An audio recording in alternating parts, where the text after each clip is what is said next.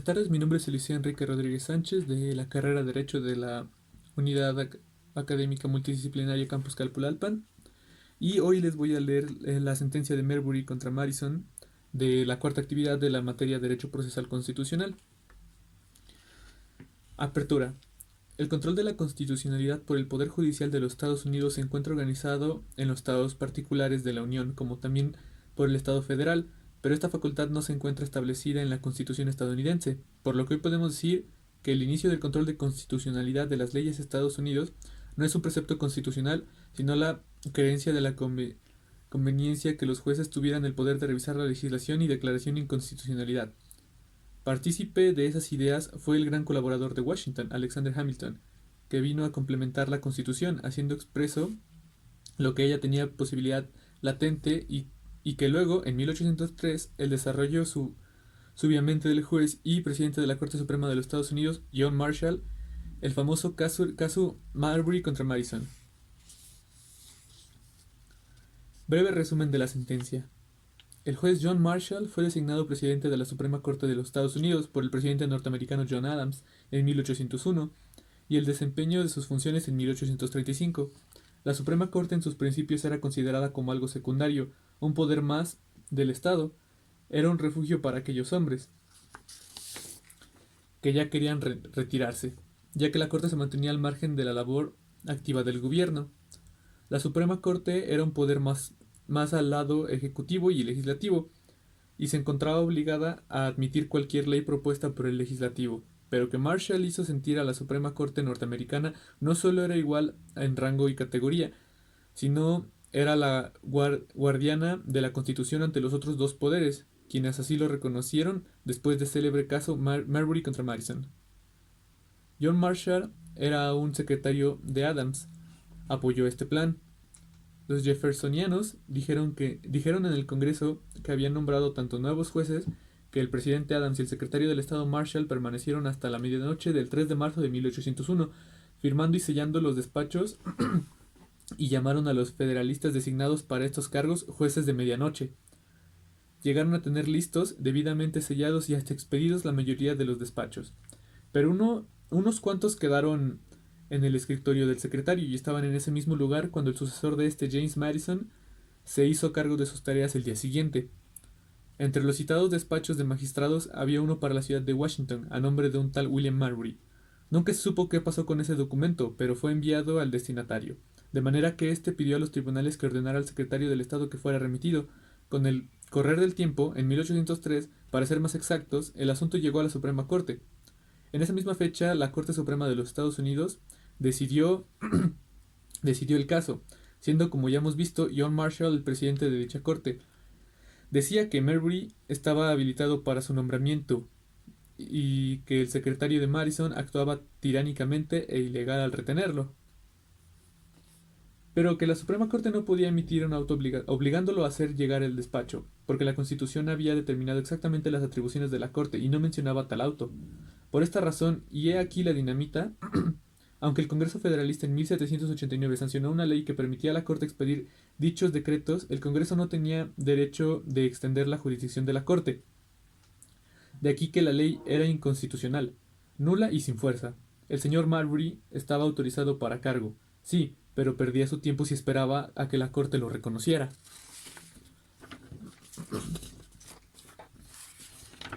Análisis de la sentencia.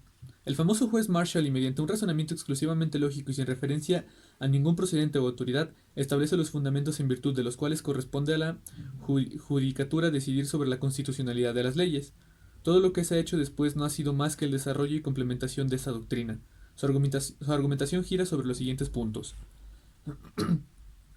El principio de la limitación de poderes y la supremacía de la Constitución escrita. El gobierno de los Estados Unidos tiene poderes limitados, y precisamente para que tales límites no sean equivocados u olvidados es por lo que la Constitución es escrita. La Constitución o es una ley superior no alternable por los métodos ordinarios, al igual que otras son alterables a distinción de las legislaturas, y entonces la Constitución no es ley. Si es cierta la última parte, entonces la Constitución escrita son intentos absurdos por parte del pueblo para limitar un poder que por su propia naturaleza es ilimitado. Todos aquellos que han establecido constituciones escritas las han considerado como la ley fundamental y superior de la nación, y consecuentemente la teoría de tales gobiernos ha de ser un acto de la legislatura que repugne a la Constitución es nulo. Esta teoría está vinculada a las constituciones escritas y en consecuencia ha de ser considerada por este tribunal como uno de los principios fundamentales de nuestra sociedad.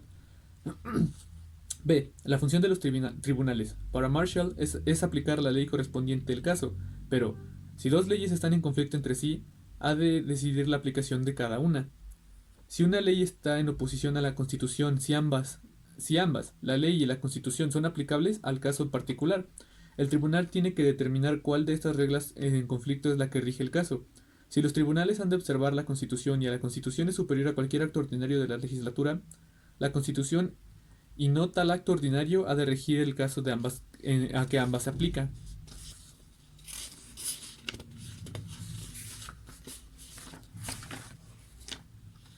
La independencia completa de los tribunales de justicia es particularmente esencial en una constitución limitada.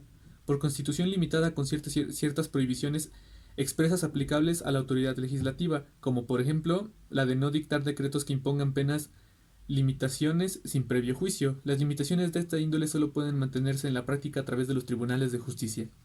No hay proposición que se apoye sobre principios más claros que la afirma que todo acto de una oportunidad delegada, contrario a los términos del mandato como arreglaron al cual se ejerce, es nulo. Por tanto, ningún acto legislativo contrario a la Constitución puede ser válido. Negar como equivaldría a afirmar el mandatario es superior al mando, que el servidor es más que su amo.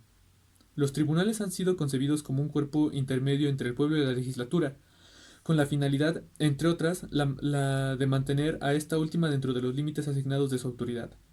La interpretación de las leyes es propia y peculiarmente de la incumbencia de los tribunales.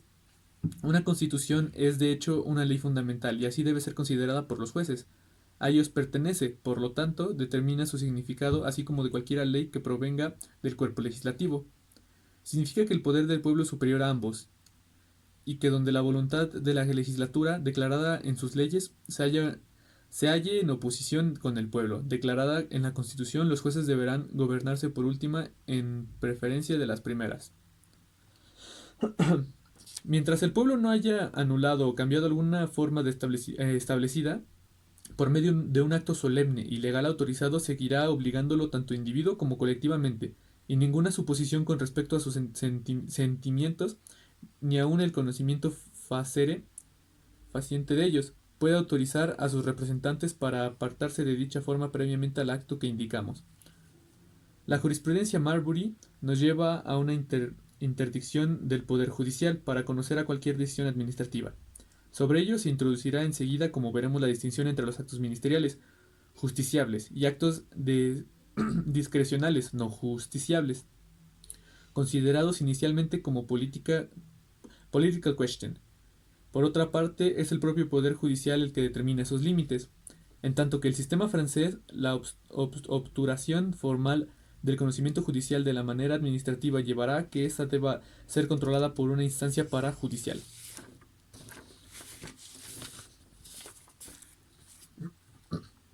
El primero de los principios del actual derecho constitucional es el constitucionalismo, es decir, la confianza que ponen los hombres en el poder de las palabras formalmente escritas para mantener un gobierno. Este principio tuvo su origen en la Revolución Americana, de tal manera que las constituciones escritas en el mundo moderno deben ser consideradas como una invención política norteamericana, basadas en tres nociones elementales: la de la existencia de una ley superior que está colocada por encima del gobierno y los particulares, la existencia de los gobiernos fundamentales de los ciudadanos que deban ser garantizados por el Estado, la de la existencia de una carta constitucional donde están expresamente escritos con sentido de permanencia los principios de sumisión del Estado al derecho, de limitaciones del poder público y de los derechos individuales. La división general del contenido de las constituciones modernas es en una parte orgánica y una parte dogmática, comprendiendo la primera de los conceptos de la separación de poderes y supremacía de la ley, y la segunda la declaración de los derechos fundamentales.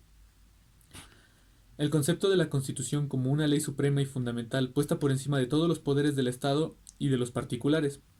La Constitución es, o bien una ley suprema, inmodificable por medios ordinarios, o está en el mismo nivel que los actos legislativos ordinarios.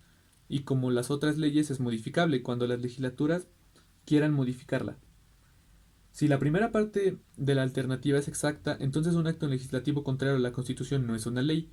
Si la segunda parte es exacta, entonces las constituciones escritas son tentativas absurdas por parte del pueblo para limitar un poder que en su propia naturaleza es ilimitable. El juez Marshall concluyó con su formidable proposición relativa a las constituciones escritas.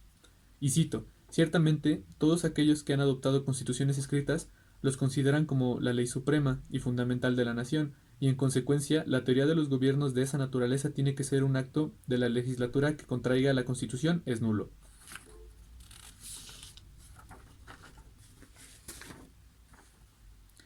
Esa teoría está esencialmente vinculada a las constituciones escritas y consecuentemente debe ser considerada por esta Corte como uno de los principios fundamentales de nuestra sociedad. Johnson sintetiza la argumentación de Marshall en los siguientes principios. A. La Constitución es una ley superior. B. Por consiguiente, un acto legislativo contrario a la Constitución no es una ley. C. Es siempre deber del tribunal decidir entre dos leyes en conflicto. D. Si un acto legislativo está en conflicto con la ley superior, la Constitución, claramente es un deber tribunal rehusarse a aplicar el acto legislativo. Y E. Si el tribunal no rehúsa aplicar dicha legislación, es destruido el fundamento de todas las constituciones escritas. Este constitucionalismo, manifiesto en constituciones escritas rígidas y supremas, es un principio desarrollado como tendencia general en el derecho constitucional moderno y contemporáneo, seguido en casi todos los países del mundo, excepto en el Reino Unido y en unos pocos otros países. Esta ha sido siempre la tendencia de constitucionalismo latinoamericano desde 1811, iniciada en la Constitución de Venezuela del 21 de diciembre de 1811 y las constituciones provinciales de 1812.